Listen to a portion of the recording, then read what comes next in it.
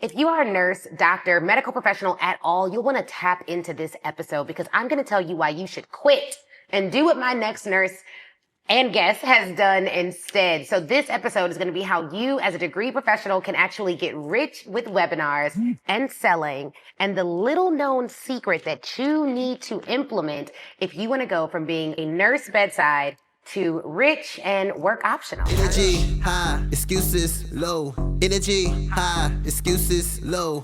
Energy high, excuses low.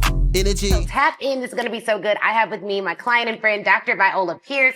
Dr. Viola, welcome to the Speak and Ready Cash podcast. Tell everyone who you are and what brought you here today. I love it. I love it. So thank you, Ashley. So my name is Dr. Viola Pierce. I am the CEO of VP Nursing and the Millionaire Nurse CEO. And we teach nurses how to work from their computers anywhere around the world, making money, owning their own time, building profitable nurse coaching, consulting, and service-based businesses. I love that. Congratulations. And how did you get into this? So if you'd have told me 10 years ago that I would be here, I would say no. So what happened was I saw the healthcare system, like I literally saw the change where we were not really the healthcare system, we were a sick care system. We were acting very reactively and not proactively. Like the emergency department in the hospitals, like they, it was like this big red sign for them. But then when you had the preventative, there was no big red sign for that, right? And so I knew that we needed to change that. If we didn't change that, then we were going to continue to have nurses who were burnt out, have nurses that were overworked, have nurses that were tried. So I wanted to be at the table of the healthcare system. But what happened was I went to the table and I found out that they didn't necessarily want to hear my ideas of keeping the patients healthy because then that didn't cater to their bottom line. That's what everyone thinks anyways. Like all of us think that. Like we feel that. We go to the hospital, we're like, they really could care less. Because everything is about pacifying the pain versus curing the problem. Right. And it's crazy to hear that from someone who is on the inside at a high level. Because what were you ranked in the hospital system? Like, I eventually got to manager, and I was the manager of the readmissions. And so my numbers were great. Built a whole community paramedic program, and I would go to the table and my ideas were just not heard. Like I literally would change things and they would go back and change them back. So I'll give you an example. So I changed the snacks that were in, like when people come in the middle of the night, like the cafeteria is not open, right? So I would change the snacks, right? And as I changed the snacks, like the guy went back, the COO went back and he changed the snacks back. I would change them to healthier snacks. He changed them back to the unhealthy snacks. Why? Because I always wonder, like, why are the vending machines at hospitals filled with bad food? Right. I mean, it's like, I'm already sick, bro. I'm already sick. Like the first thing I did when I got sick, Dr. Viola, I was sick for 3 days probably last year, in May, because that's what prompted my extreme health journey. Was I got sick and couldn't work, and I was like, well, I can't afford this. So I was like, let me get back to work.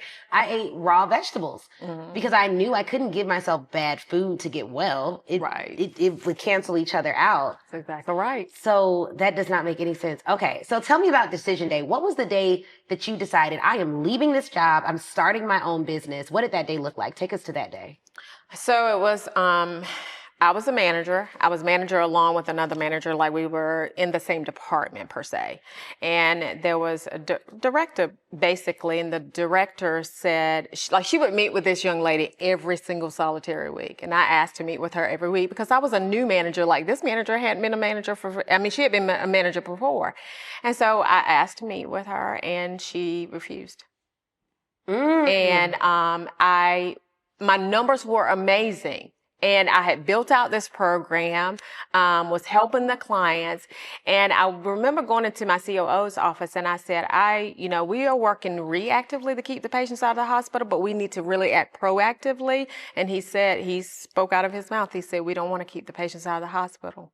So silently, what that says to me is that you want patients to be sick, number one. Number two is that you also want the nurses overworked and, burn out. And so I said, well, I need to change this. I need to change the way that we're doing, but I can't do it inside the system. I know that I can. And I had a mother at that time who was sick, and I wanted to be at home taking care of her. I didn't want anybody else taking care of her. And I think that that's one of the things that sparked me, like the fast journey, was because during the time that I quit and the time that she passed away, like I was not able to really help her.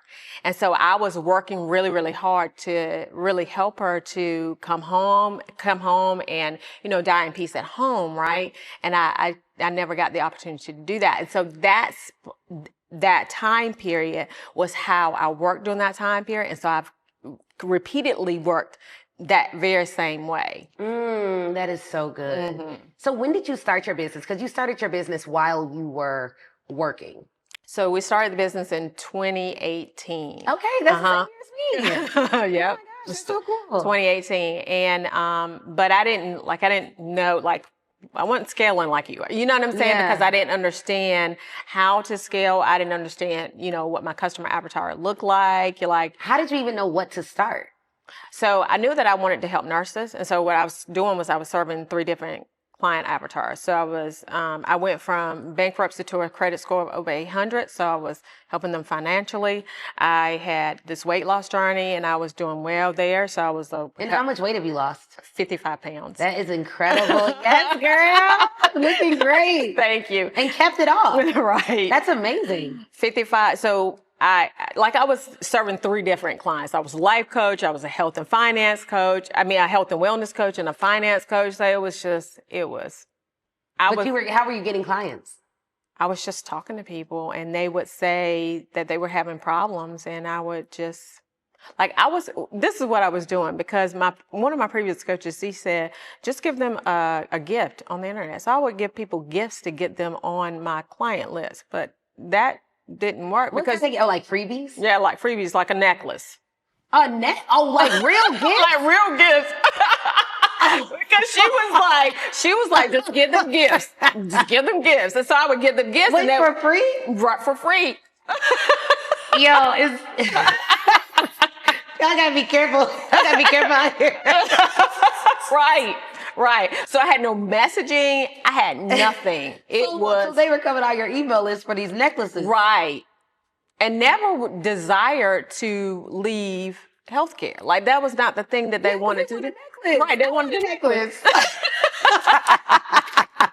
Okay. So you would give them gifts. And it's interesting because a lot of times, this is why it's important who you listen to, because the strategy of giving them something free to get on your email list is as old as business. That's a good strategy. But what you give them has to directly align with what you're selling. Right. There has to be extreme congruence between the free gift and the person. Right. Because if I were to tell Chris, hey, get this free sales calculator to calculate before we were in business, he'd be like, I don't want that. But the person who is a business owner definitely wants that. So if there's no congruence between the gift and the paid offer, they don't convert because it's not a funnel at that point. It's literally just a gift. Right. Exactly. And they're like, I don't know why she's talking to me about buying some offer. I'm here for jewelry. So they would get to my email list and then I would call them. And so some of them will opt in because they really did want, and I would ask them what they wanted and then I would give them what they wanted. So it was almost like you were customizing offers for everyone. So they would opt in, but also, and this is why it's so important to just start, because low key, is somebody watching this? Maybe y'all need to give out some necklaces because y'all not giving out nothing. Okay. Like I'd rather you give out, because some of them converted, right? Right. Hello? Right. Even if you don't do everything right, someone converts because she picked up the phone. So what made you comfortable just picking up the phone and calling people? Because most people are deathly afraid of that. They don't even ask for phone numbers. Like, I'm not calling nobody. Well, because I knew that I couldn't do sick care anymore. I couldn't do what was formerly called healthcare or is called healthcare. I just couldn't do it anymore. I knew that there had to be a better route. I knew that there was something different and I just had to figure it out. Wow. Okay. And so some of them will buy. And what were you selling your first offers for? $1,000. That's not bad. And that's in 2018? Mm-hmm. Yo, you doing better than me. My first offer was like $30 a month. This is great. I love these stories. If y'all are getting gems already, drop gems in the comments, okay? Every entrepreneur should really watch this episode. So this is so good. So you're selling them for $1,000. And what would you give them for that? I would give them coaching. Whatever For how coaching long? For 12 weeks.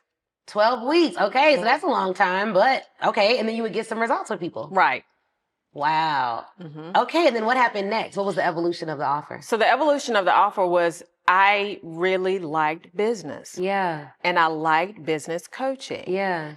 And I had a business coach who, because in healthcare, they teach you to go back to school to get all these degrees. Yeah. Because all these degrees and all these certifications, they teach you that that's going to level you up. However, when you're in healthcare, there's always a decision maker that decides whether you go to the next level or not. So if it really doesn't matter how many degrees you have, if they don't make the decision that you're to go to that next level, you won't, right? Because I was like, well, that's not going to work for me because I went back to school and I got all these degrees. So I'm not going to let anybody determine my future or the trajectory of where I'm going. Yeah. And so true enough, I went up for the manager job for the emergency department. This was prior to COVID. People's rejection, this is so true. People's rejection is God's protection.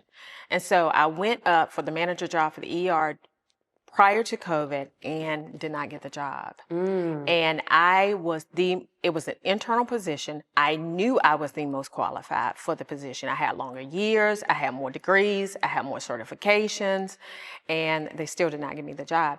And that was a key. And then I like business, right? And so I said, well, let's figure this whole business thing out. And so I literally was 2 steps ahead of the people that I was coaching. And then when I really went in, I had a client that she opened up a healthcare center. And the healthcare center had, it was a brick and mortar. They had CPR, ACLS, all the alphabets, the certifications that you needed. She was teaching them that. She was teaching them NCLEX. She was teaching them how to be nursing assistants, how to be phlebotomists. Within 6 months, she transformed into that. And I was like, the next one, within 6 weeks of her being in our program, she closed a 6-figure contract. I said, after that, it was game over. Yeah, because you're like, I got this. Like, I know how to do this. Right. That's good. And then what were you charging those people? $1,000.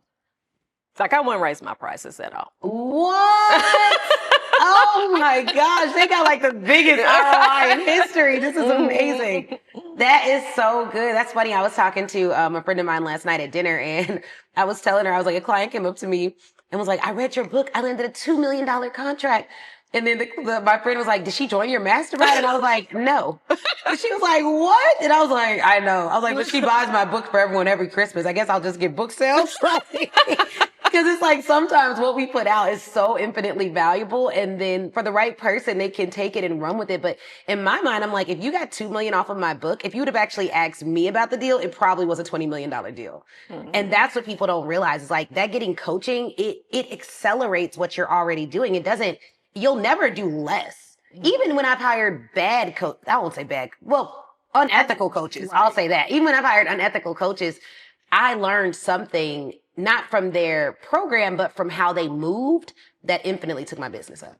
And that's one of the things that I had too, because I had a coach that, like I had, like you said, like an 80% close rate. And he was like, well, you need to take your prices up. And I was like, oh. Yeah. And so that's the only reason why I got to where I am today. And especially if your close rate and your pay in full rate is super high, like everyone's paying in full, you have room to take your prices up. Like if over 50% of people are just paying in full, you have room to take those prices up. Even especially 80% are paying in full. So it's like, that is a good indicator that you should move your prices up. Right. Now, if nobody's paying in full, that may be an indicator that you're either at the top of the market, like that's the top of your current avatar's budget, or you may have room to move your prices down or offer a sale or something like that. So that's a good point too. Like, when do you move your prices up? Most of y'all need to move your prices up. I'm just saying. Like, you just need to move it up. Like, for everything that you're delivering and offering but notice, it was after you got clients' results. Because we literally did that $30 a month program. And then I went to a $15,000 for 3 months. And then we went to $25,000 for 6 months. And now we have a mastermind at $35,000, $50,000, or $100,000. But it was after we got all those success stories like you, like 5-figure, 6-figure contracts, you making 6 and 7 figures. Like, why am I not charging more for my expertise, but it is good to give people an ROI. Right. That's what you don't hear anymore on the market. Like you should not be charging, I charge $100,000. And what did they get? Well, hope. Motivation.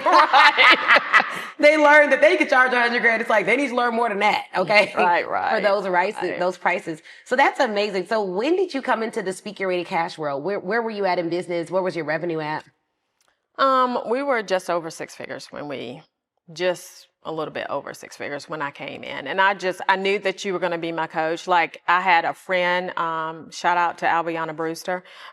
She was telling me about you. And, so I went out and I downloaded your book and I went out because I listen to books. Anyway, so I was on Amazon and I was like, let me download her book. And as soon as I downloaded your book and as soon as I heard everything that you said, I said, oh, say less. She's going to be my next coach. Yeah, because you came in off cycle, not even at an event. That's amazing. And what year are you in? Is this your third year? Your third year in the Yeah. That's amazing. And so where are you at now in business? How is your business doing? How is it scaled? How has it grown? So we're close to the 7-figure mark. And so we're and this is in this business. We have a couple of businesses, but in this business, we're close to the 7-figure mark and we're just, serving clients. We're doing well. We're launching a lot and we're just, flying all over the world, doing our thing, having that freedom that I desired, from the very beginning. And so it's just amazing. I love it. What's been the biggest win of you owning your business and actually scaling it? Is it the freedom? Is it the what are you now able to do that you weren't able to do when you were in the hospital, when you were giving out bedside assistance to people and or managing other nurses? Like what can you now do that you never thought was possible then? Yeah, it's just definitely the freedom. Yeah. It's the freedom because I've always wanted to, I was talking to one of the physicians that I used to work with and previously she actually flew, at this time I was an LPN, I had no money. No, actually I was an RN, but I had no money. We were just struggling through life, right? And she flew us to Atlanta for a Tyler Perry show. And she was like, I'm going to fly you there. I'm going to pay for your trip. Because I was like, I ain't got no money to be going to Atlanta. I thought nurses make good money. No, that's what the misconception is. It is. Because whenever I see nurses, I was like, they doing good. And so I didn't have the ability to do, and so I ended up coming here, and that was my first, and I told her just the other day, I said, you're the first person who put me on a plane. And after then, it was game over. So you've never been on an airplane? I had never been on an airplane. No, prior to, this was years ago. Yeah. This was, my daughter's 29, so this was prior to her being born, right? Okay. And so once I got on that plane, I was like, I like this. I like flying. Right, I like flying. And so then after we started, rolling, it's the freedom for me. Yeah. It's the freedom to not be location specific, to be able to go and to do the thing that I want to do anytime. Like when you call me when you inbox me for this, I was like, well, I can do that. Yeah. Like say less, and my husband was like, because the flights didn't work out. And so my husband was like, we'll just drive. So, and we didn't have, I didn't have to ask anybody for time off. I didn't have to, be like, I don't have to ask for money to do that. And shout out to your awesome husband who's here supporting you. Like, it's been amazing. We've been able to travel together. Hopefully y'all are going to Jamaica with us. So yeah, so it's like, I think the other thing that I see with you is you're always well supported. And I think that's another big thing. Like even when I came to your virtual event, you had your team on the online, your husband was there, your clients were helping you. You have clients who've worked with you for several years. How has it been to know that you basically are the Harriet Tubman of nursing? So you're like going back, getting them, crossing them over to entrepreneurship land, getting them free. Okay. Like, how has that been? What is one client story that when you think about, you're like, this is why I left? It almost makes me tearful because this is the one. It's actually the lady who first, not the lady, she's a friend now, but she closed her first 6-figure client. And she was able to be there because, maternal health is one of those things Yes.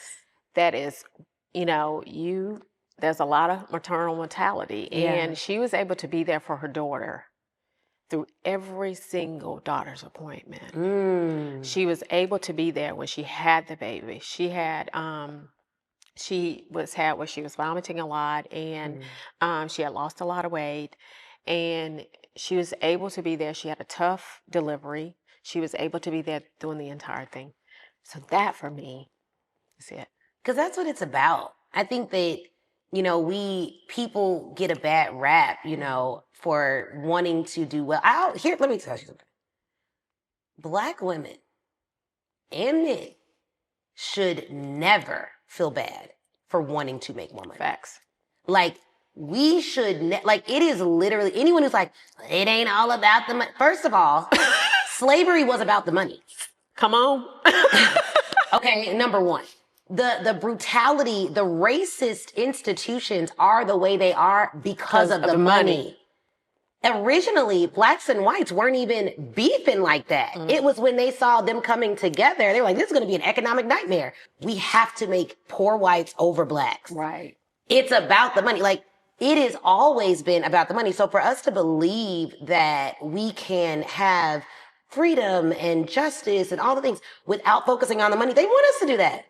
They're like, yes, please have them keep focusing on making the world a better place while we get rich on their backs. Right. Have them keep living in neighborhoods that the air quality is horrible and where their kids can't go to school and play outside while we get rich off their backs. I think we should the way you say thank you in America is with a check. Period. So please miss me with y'all always think about the money. No, we're not. But we understand that in America, you will only have a chance of getting a piece of justice if you can afford it. Facts. And it's not right. I wish it weren't like that, but that is the way that it is. So you helping nurses, thank you. Thank you. Thank you also for trying to make that hospital better. And shame on you, whichever hospital you were, for giving them people that nasty, horrible food that literally kills you. I didn't know the dangers of sugar until I started really taking my health seriously, but it is like crack cocaine. Like they said, it is more addictive and you have the same withdrawal symptoms as someone who is addicted to certain drugs. Facts. That's crazy. Like, I told my friends I stopped eating sugar. They were like, how'd you deal with the shakes? I was like, the shakes? I'm like, what the heck? And some people, depending on the type of sugar you're addicted to, you deal with shakes and stuff. My sugar came from fruit, so I didn't have a bad withdrawal system, thank God. But it was like, for you to have tried to make that system better and that man to literally say out of his mouth, we want them and we don't want them out of the hospital. We're not even aware of how insidious the game of greed and wealth is. And the world literally gets better when the right people have money. Facts. I want all of y'all watching to get rich if you're a good person. If you're a hater, then, stay broke. But if you're a good person, I want you to get rich. I want you to do well. Like, we need that. So this is amazing. So how did you, you said you went from 6 figures when you came in to almost $1 million now. You're definitely crossing it because we're not even done with the year yet. So you're crossing $1 million this year. What was the biggest shift for you? And were you doing webinars? Is that your primary sales vehicle? So I was doing webinars. And of course, there were some technical issues that we were having previously in the beginning of last year not the beginning of last year, it was beginning of last year that really threw the company's revenue off. Yeah. Okay. And so, but one of the biggest shifts, of course, is at my conference where we closed over over $250,000 in sales. So, and it was, you literally coaching me through the entire process. And that is what changed the game for me. That was wild because that was such a miraculous story. Because I remember Dr. Vi sends me a message and she's like, it's snowing. And it's about to be a snowstorm. Should I cancel my conference? And literally, I believe it was the Holy Spirit brought to my remembrance the snowstorm of 2018 or 17, where we did an entire event. And it was packed. I mean, it was hundreds of people that showed up in the middle of Chicago's snowstorm. And I know you're in the South. Right. So I was like, there's no way this snowstorm is going to be like as bad as that snowstorm in Chicago. So I was like, if you can do it, do it. And I didn't want you to have to give refunds for not hosting the conference. Because that was my thought process for, even if I did it and made it virtual, at least I wouldn't have to give refunds to all the vendors who thought they were going to show up. And frankly, when you do events, you can't always afford to give refunds to everybody for not doing whatever. So it's like, okay.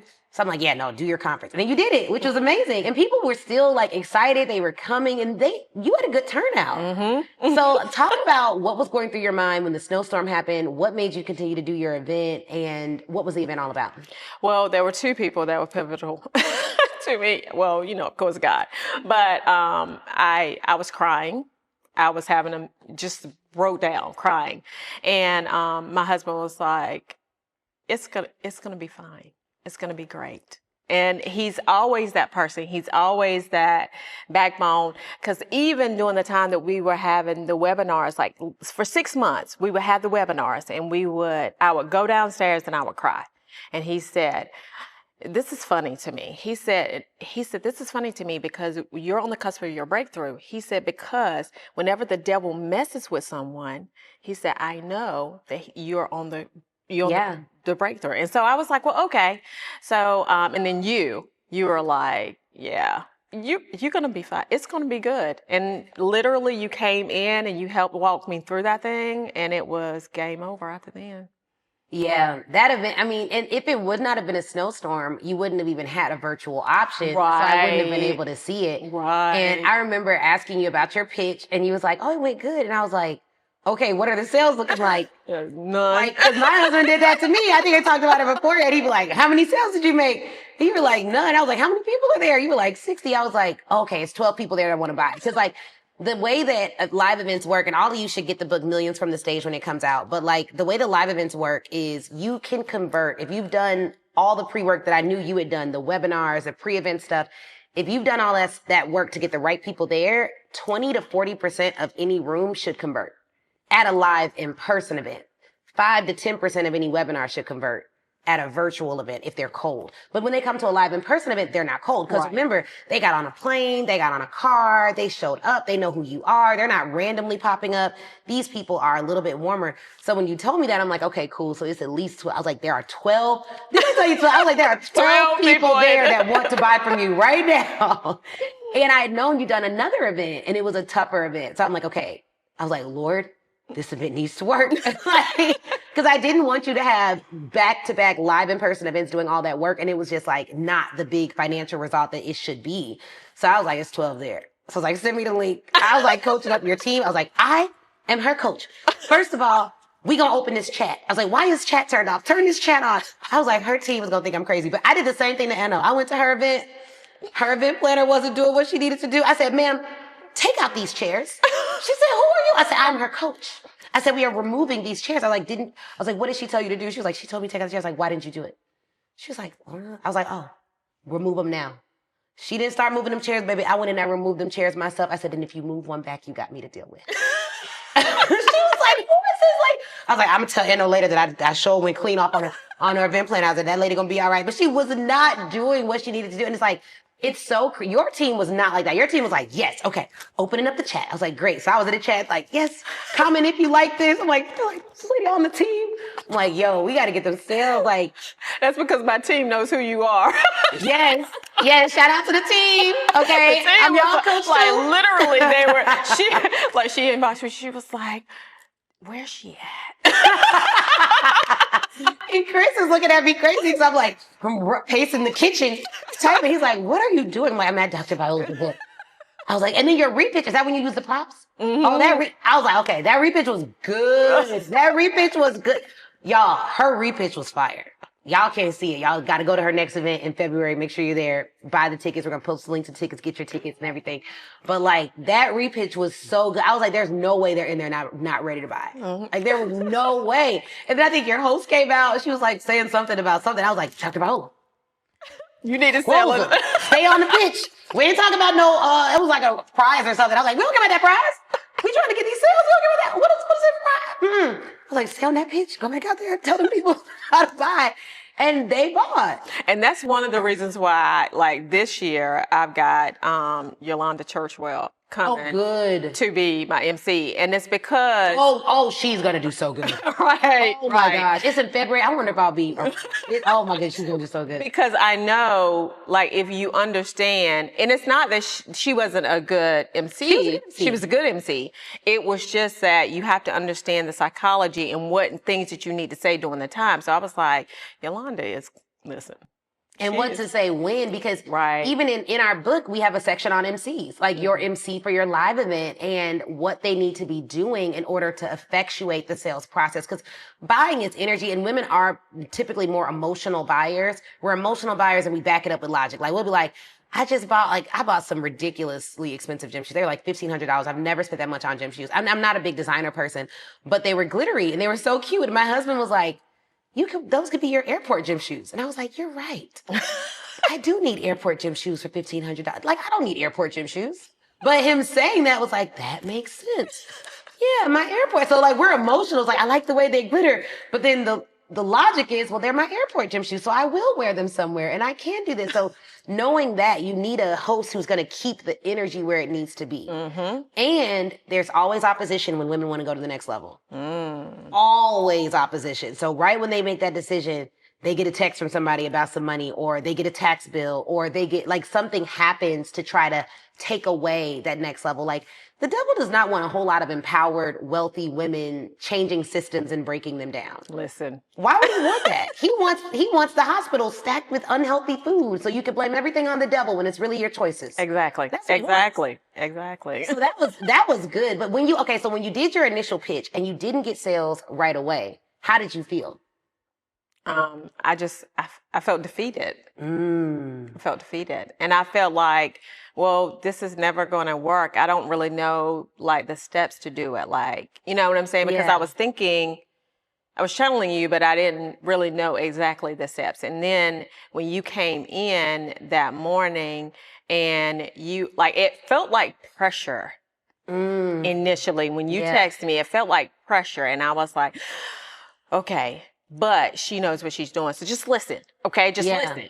And I was worried about that because it's like events, you are in a different mind. And some people literally, Dr. Vi, would not have listened to me because it would have been too much. Like they would have freaked out over, like, you're telling me what to do. And it's like, it's already a lot going on. Like they would not have listened. So I think I said like, okay, don't freak out. Let me know if this is too much. But like, I need to tell you how to make this work. Yeah, and you were very good, and literally the exact steps like literally changed the event, and it was just because I remember the props. I was like, "Can I use that ladder prop that you use?" And she was like, "I would advise you to use your own, but you know." It's like because you did. You were like, but you can use a ladder. You can use whatever you want to use. But I was saying, if you come up with props that relate to the objections that your exact people face, use it. Right. And then your props were amazing. And then like the door, and you had the treadmill. Didn't you have a treadmill? I had a treadmill. And you had it was almost like a thing where you pulled off the certificates, right? Mm-hmm. So you went back to school, you got your BNC, and you went back to school, you got your MSc, and you went back to school, you got your DNP. So it was almost like these are all the degrees that you're getting, and then you get to the door, and then there was a close sign, there was a stop sign behind the door. Because you don't get to make the decisions as to whether you can level up in healthcare. You are not the decision maker. Yeah, you're not so become the decision maker. Right. And what's so good about the way you use the props, what you talked about, is it was directly for your audience. So the thing about props is I've been to events where people have had a lot of props on stage, but none of them overcame any objections. So it was literally they were using the prop as a prop versus using the prop as a tool to overcome objections. Right. So that was what I was trying to get across. It's like you never want anyone thinking about anyone else during your speech. So if you use a ladder, use it in a way that works for you, or use it with a theme that's different. That way people aren't thinking about, oh, didn't I see a ladder on da-da-da?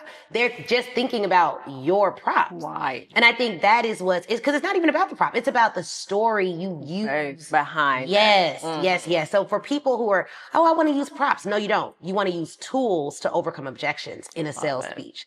And that's what you did. It was so good. Yeah. I had the backpack with all the weight that you're carrying. So I went down to one of my friends' houses and we got bricks Yes. Like we didn't even use the light bricks, right? Yeah, and you use real bricks. Real bricks. Ooh. And so it looked heavy. That's so dope. And so even that, right? Like we have a speech where in 2022 we use bricks and wrote on fake bricks. I didn't like, but the way you use real bricks, like that's what I mean by like the level up of the props. Like it's like you can get inspiration from anywhere. Like I went to a Paw Patrol place and they used a bus. So we used a bus at Funnel Hacking Live. So it's not the prop, it's the story behind the yeah. Mm-hmm. Like even the ladder, right? There's a way you can use a ladder and maybe put like each step is a different sickness that they're like stepping on or stepping over and like helping people with, or each step is like crowded because it has all these clients they have to help. Like there's all kind of ways you can think of props, but it's not the prop. It's the way you told the story. I thought that the repitch was crazy good. And think about how good a repitch is when 100% of the sales came after the repitch. Mm-hmm. So you think about that, but also you did not give that repitch like you were defeated. Right. You did not. Like and I have seen people do that where the first pitch doesn't go well at a live event and they do a repitch, you guys, is when you re-offer the solution. You you make an offer to your audience again in a different way, using a different storytelling technique or using a different type of methodology to get them to see why the offer is for them. But when you gave your repitch, at that point, you hadn't made any sales. But you did not go out there like you didn't make any sales. So how can people, because people do webinars, they don't go well. How do you go back after it didn't go the way you wanted it to go the first time? And it was within 24 hours. Like, how did you go back out there and do a phenomenal repitch without carrying that fear of what if no one buys? It's a belief. Mm-hmm. It's belief. I know that my purpose in life is to serve nurses. I'm very clear on that. And it was the belief, and you say it all the time. You said, input on me, output on God. Yeah. And so for me, it was just, I'm going to do the best that I can. And if the best does not yield me the results, I'm going to still come back and I'm still going to do the best that I can every single solitary time, no matter what, no matter how. And so, and I look at you. I mean, honestly, I just look at you and how you roll. And you like literally like every single, like, I'm just like, how'd she do that? How's she doing that? Like and you talked about your pace, right? Yeah. And how your pace is so much higher than other people's pace. Yeah. And so, you're the sum total of the 5 people that you hang out with the most, right? Yeah. And people don't realize that sometimes you got to hang out with people that are, because we're not necessarily around each other all the time, right? But we are, I listen to you online a lot, right? Yeah. And so some people don't realize that when you're listening to people online and you have them in your head, that's kind of the people that you're hanging out with, right? And we're in community. Right. And so the reality was that I look at your pace and I look at like, how are you going? And I'm like, I'm not even going hard. I'm not even touching the surface of how hard I can go. Yeah. And my husband says that all the time. He says that he loves the fact that I'm so dedicated to it. Like I'll film anywhere. Yeah. Like I'll film a reel anyway. And so after church, I would go into like one of the little rooms and I would film in those rooms. Yeah. Like I would do anything anywhere, right? So that I can get the reels in. And he said, I love your drive.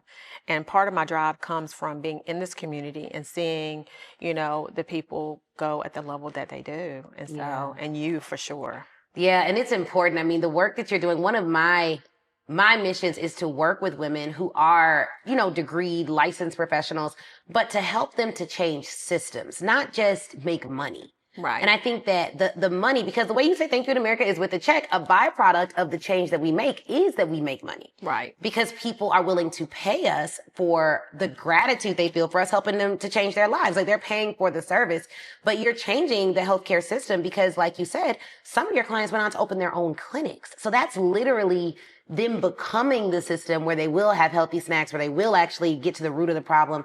And my husband always says, like, if we go to a facility and it's a nurse practitioner running it, in many instances, we're able to get a higher caliber of service because they're willing to spend that time with you. They're patient.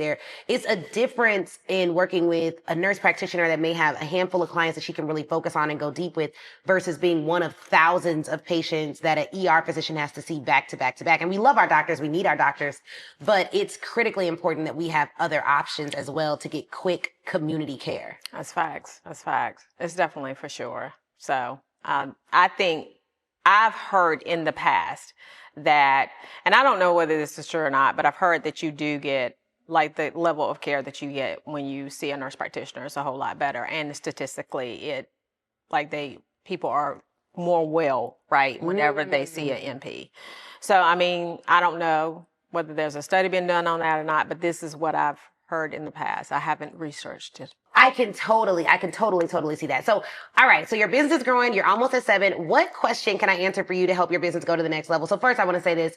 We talked about your backstory, which is phenomenal. I want every nurse here to go to her conference. If you are watching this channel and you are in the medical field, nurse practitioner, nursing assistant, I don't care what, you work in a hospital, go to her conference. It's in February. One thing we like to do on these episodes where I get to bring in my mastermind clients and talk to them about their expertise is also I want to be able to help them with a question that they are still having about their business to go to the next level, which also will help you. So this is when you take out your pen and paper, it's about to get good. So what question can I answer for you that can help you to grow even further in this season? So we want to help even more people. Yes. And we want to grow our business to at least 5 million next year. And Yeah. so what are some strategies that I need to ensure that we are doing or putting into place in order to that's outside of what we're doing currently? That's a good question. So basically, how do I scale when I'm already doing well? So how often are you launching per month, and how many people on average are coming to those launches? Okay. So on average, it's 100 coming to the launches, and we're launching twice a month. Okay. And you're doing just one webinar? One webinar. Mm-hmm. Twice a month. Twice a month. And so we're doing it's a 1 day, 3 hour launch. Okay. 1 day, 3 hour launch. Okay. Have you ever tried a multi-day launch? I have not. Okay. This is the second time I've heard that, so say less. Okay, cool. Yeah, so I would try. First off, it's the challenge is you have to stabilize the income that you're bringing in. So from those 2 launches, what's the average amount you're making per launch? Do you use the launch tracker that we give you in the mastermind? We do. Okay. And so so it's a little different. It's a little dicey right now because I just brought on the sales team, right? Oh, okay. And so, sales went down when I brought on the sales team. Yeah. And so it's, on average, we're probably, we've pulled in, as high as 93,000, but we pulled in as low as 0. From 100 people? From 100 people. So the average would be, I want you to go back and get this number, and then you can put it in the mastermind group, but look at all your launches over the last year and add up the average. So if you have one that did 93, one that did 0, one that did blah, blah, you'll get your average of all your launches. Okay. So that number is going to give you the average that you make from your launches. And then 2, I want you to send me the tape from the launch that did 0, and then send me the tape from the launch that did 93,000. Do you script your webinars? Yes. Okay. Was it the exact same script? Very similar. There were certain instances, there were certain things. So what I do is I look at whenever people are commenting, right? So whenever they start commenting a lot, you remember you were telling them about Chris in the back of the room. And so I listen to when they start commenting. And so those parts, when they're commenting a lot, I leave them in. The ones when they're not, I take them out and put other things in there. Okay, but you may not want to do that because if they're commenting a lot, you want to keep it in. But if they're not, you can't just do it off of one. So basically, it would be I'm going to do the same script 5 or 6 times, but you wouldn't change just because people aren't commenting. You may not want to take it out if that was the one where it made no sales, because if it made no sales, it may not have been the script. It could have been the audience. Okay, gotcha. Does that make sense? So that same script could do gangbusters with the right audience. So the way that you want to look at your launches, so let's say the launch that did 0, do you have an upsell on your webinars? Now we do, yes. Okay. Mm-hmm. Did you have one on that one? Yep. Okay, so how many people bought the upsell for that webinar before the webinar started? During the webinar, we probably had about 15 people because typically it's about 15 people that do the upsell. Before the webinar, there were 3. Okay, so for the launch that did $93,000, how many people bought the upsell for that launch? So again, 14 and 14 before it started.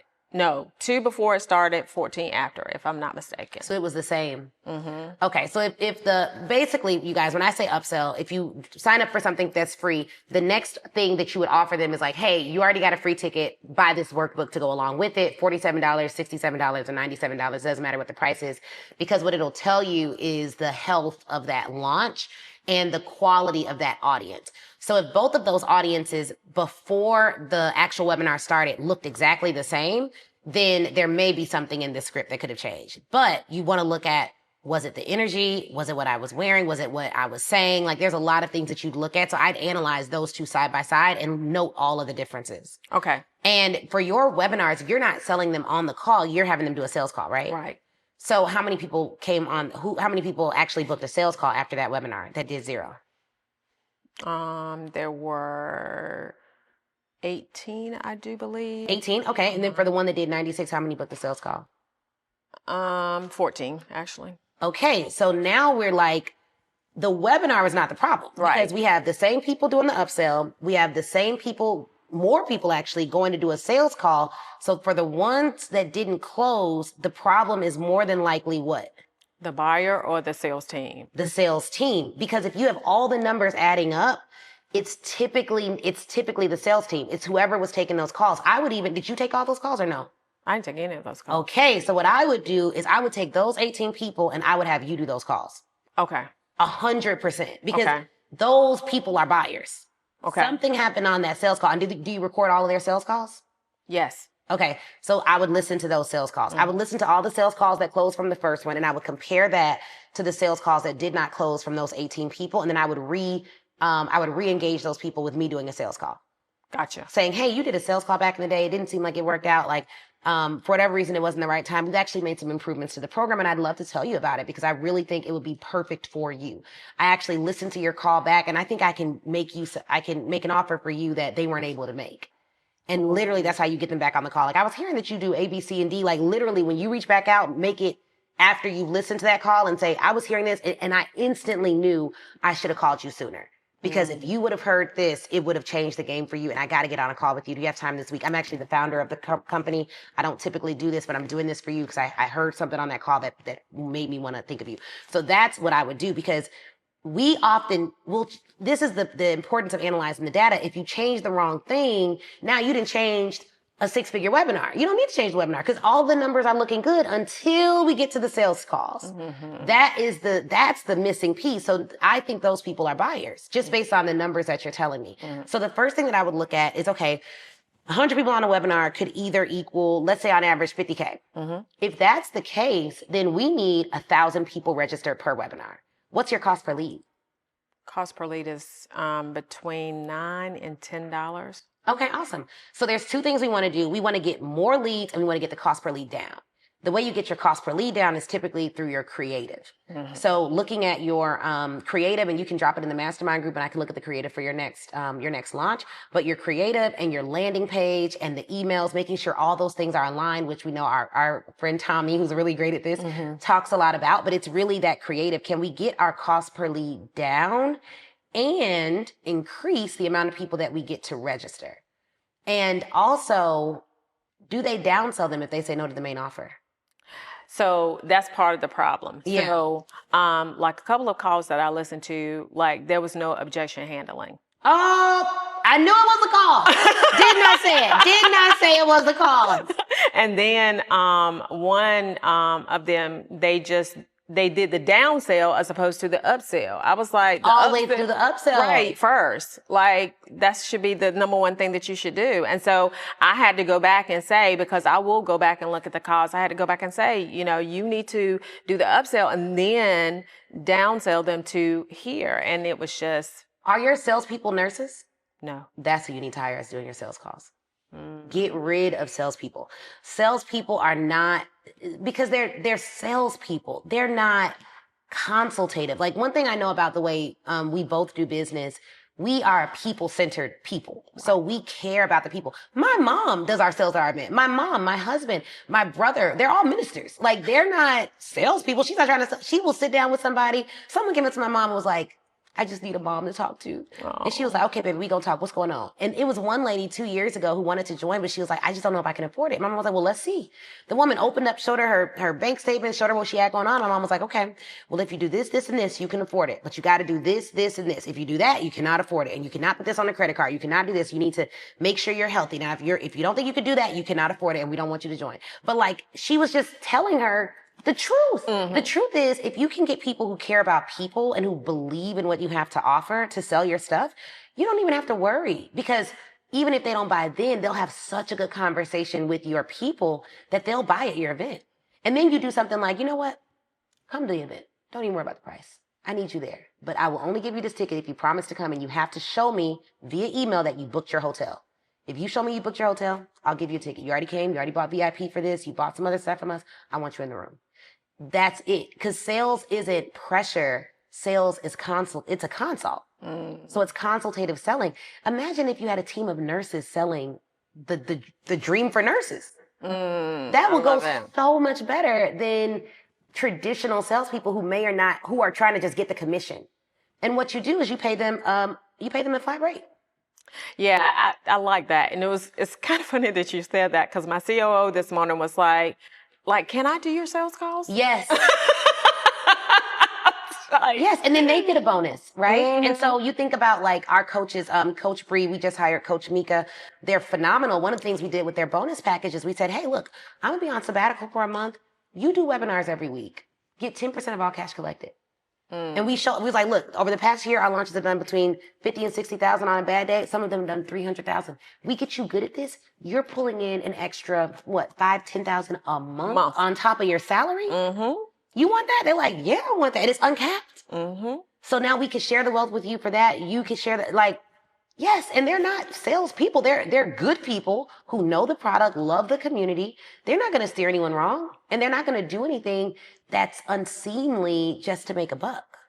I love it. I think you need a team of nurses. And really, even if you had like nursing students, you can have them do your sales calls. They understand nursing, they understand the industry, and they understand what you're doing. And they're probably already in your community.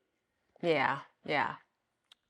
Say less. That would be phenomenal. Yes, yeah. You give them a base or a flat fee per call, plus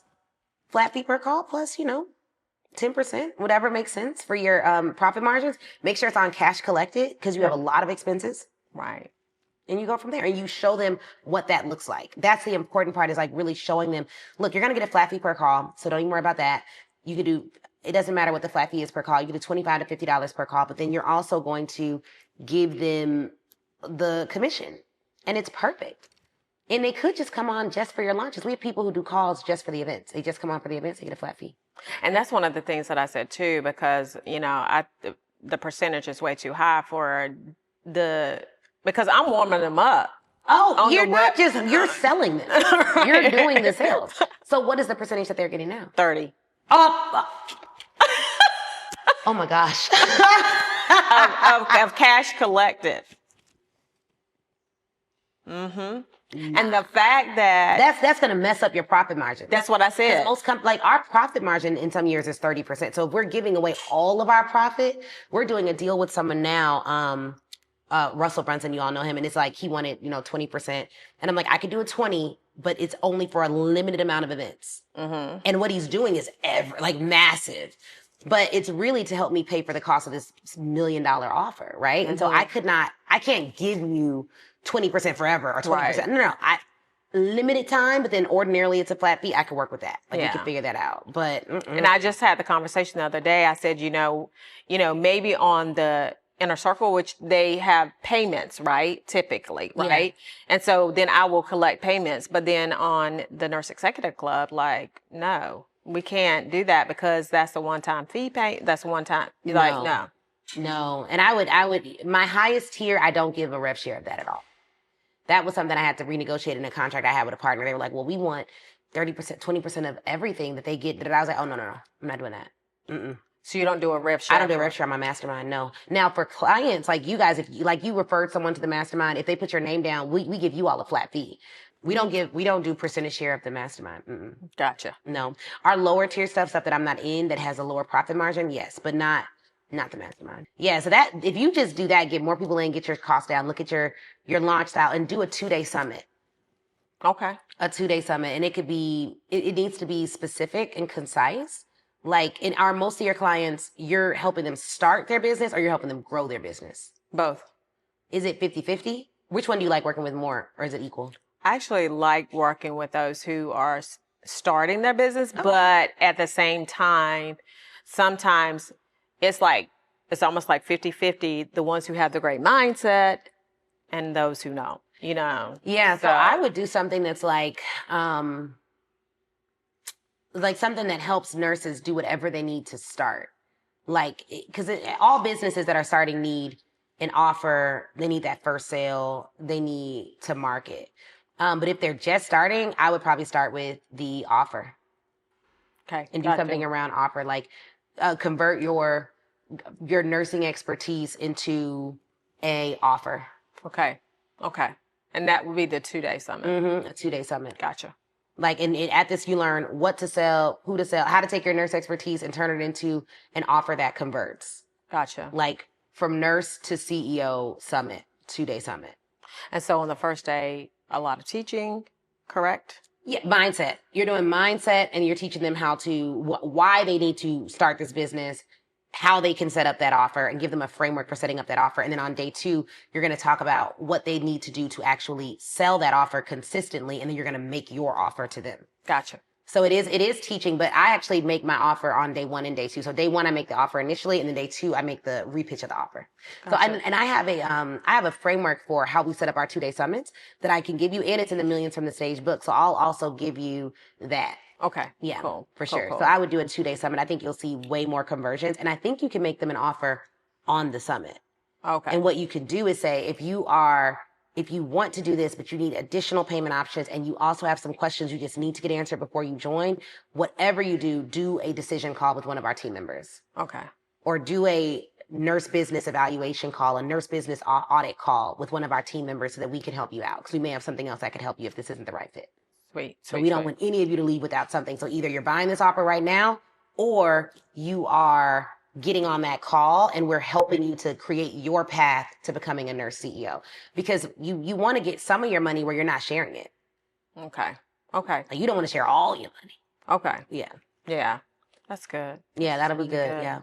So I let like everyone know, like there's some people who are watching this who are like, oh my gosh, Dr. Viola, I've thought about working with Ashley, but I'm not sure. What would you say to that person? Oh, I would tell them to absolutely work with you. I like, even at the event, I was like, what are you thinking of this? It doesn't even make any sense to come to this type of event and not convert. Like, I know. It doesn't make sense to me. Yeah. I mean, unless you're just strapped, like you say. Yeah, if you don't have it, yeah. Yeah, I mean, if you don't have, rent to pay next week, then, I mean, I get you, right? But as a general rule, no, like, it doesn't make sense not to work with you. And part of it, this is what I love about you. Number 1 is the pace in which you go at. Number 1. Number 2, I love that you give real practical advice that is not a bunch of fluff. Like, it's very practical advice for me. And so, I mean, when I do the things that you tell me to do, I make money, so. Yes, the important part. The results. Make more sales, live more life. Like literally, that is so good. And so this is amazing. I know there's nurses watching this though that are like, okay, I want to build my business. I'm a nurse. I am bedside right now, or I'm working in a hospital. I'm tired. I'm taking all these extra shifts. I'm interested to know about this conference. Like, what is the conference for nurses? Tell them about your conference and how they can work with you and join your community. So the Millionaire Nurse CEO conference is February 20th through the 21st. It's in Rocky Mount, North Carolina. And it's going to be an amazing event. I can't wait to see everyone there. Yes, that is going to be so good. Make sure you all go. It's the third one? Third one. Third one. No. This is the fourth one. Fourth one. Fourth Mm-hmm. event. You guys be in the building. Mm-hmm. it takes a lot to do events year after year after year. So I already know she's going to crush it and show up in a big way. And I want you all to go out and support. And do you think the Speaker Ready Cash community can get a little, maybe 10% off or something? Yeah, absolutely. Okay, so we'll put a little. See, I'm looking out for y'all. So we'll put a code in the description for you all to get our conference at a special rate. We'll make the code SYWTC for Speaker Ready Cash. And we will see you guys next time on the Speaker Ready Cash podcast. If you are an expert looking to land big clients, make sure you join us at the Land Big Clients Challenge. We will see you there. The tickets start at $97. Get your ticket for that as well. We'll put all the links in the show notes, and I will see y'all soon. Bye. Bye. High, excuses, low, energy, high, excuses, low, energy, high, excuses, low, energy, high, excuses, low. I need energy, need only good people that's around me. All the faith you can give, that's the recipe.